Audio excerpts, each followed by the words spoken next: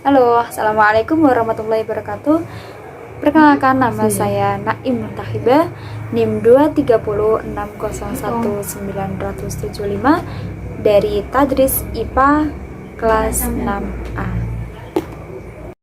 Nah, pada kesempatan kali ini saya akan menerangkan tentang struktur dan fungsi protista.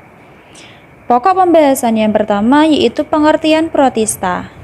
Yang kedua ada ciri umum dari protista, ketiga klasifikasi protista, keempat ada peranan protista. Apa itu protista? Protista adalah makhluk hidup uniseluler, namun terdapat pula protista multiseluler, seperti ganggang laut.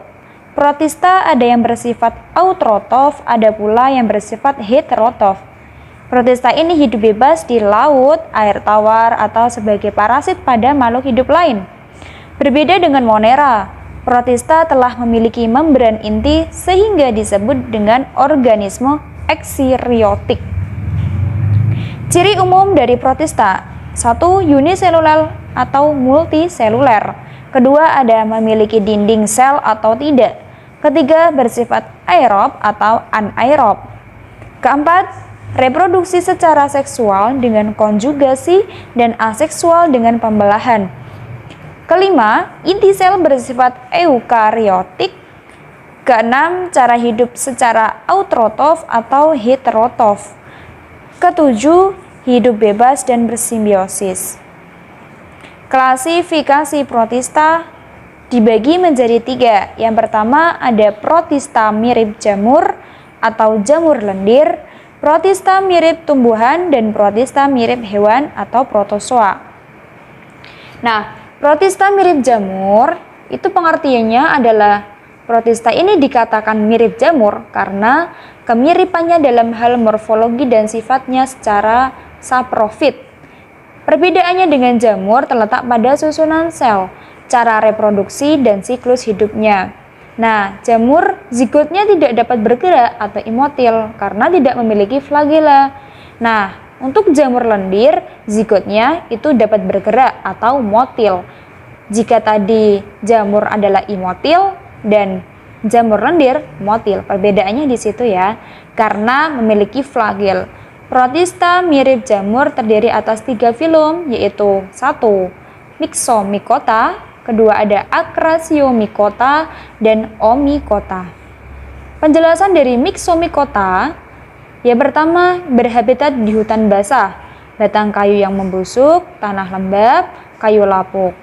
Contohnya adalah Dictysostelium discoideum. Yang kedua, fase hidupnya mempunyai 2 fase, yaitu fase berbentuk plasmodium dan fase tumbuhan. Yang ketiga, struktur tubuh vegetatif berbentuk seperti lendir yang disebut plasmodium. Nah, ini ada gambar Myxomycota dan juga beberapa bagian-bagian dari jamur lendir atau Myxomycota. Kalian dapat melihat dan keterangan lebih lanjut bisa dibaca di buku-buku ataupun bisa lihat di YouTube yang lain ya. Yang kedua, pembagian yang kedua ada Acrasiomycota. Acrasiomycota atau jamur lendir seluler adalah protista yang biasanya hidup di kayu-kayu lapuk dan hidup di bahan organik yang membusuk. Contoh Acrasiomycota adalah Dictysostelium. Ini ada juga gambar dari Acrasiomycota, jamur lendir yang bersekat. Lalu ada protista menyerupai tumbuhan. Protista yang menyerupai tumbuhan lebih akrab kita kenal dengan nama alga atau algae. Ciri-ciri dari Lalu ada klasifikasi alga.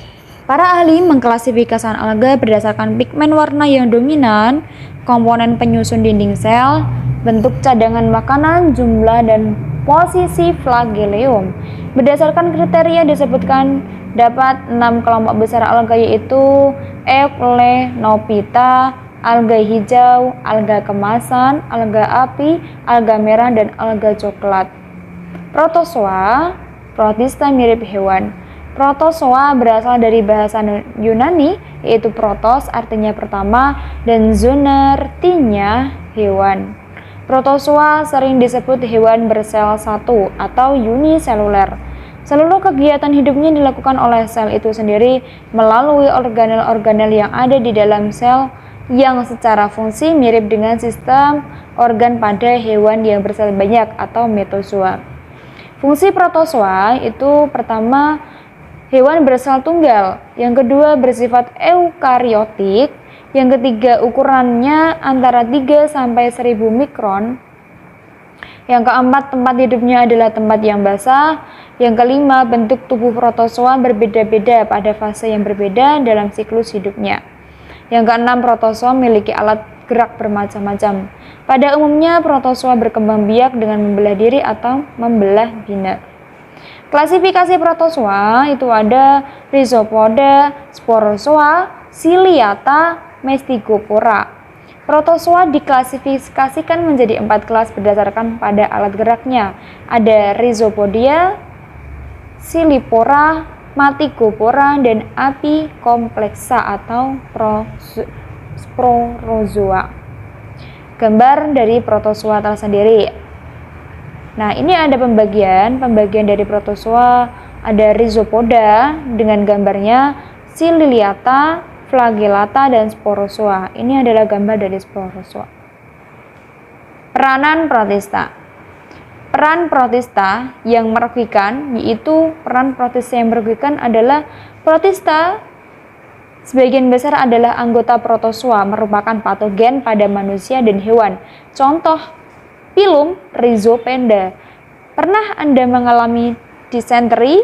Nah, disenteri merupakan suatu penyakit dengan gejala buang air besar bercampur lendir. Penyebabnya adalah entamoeba dan disenteria dan lain-lain. Nah, selain dapat merugikan, protista ada juga yang menguntungkan.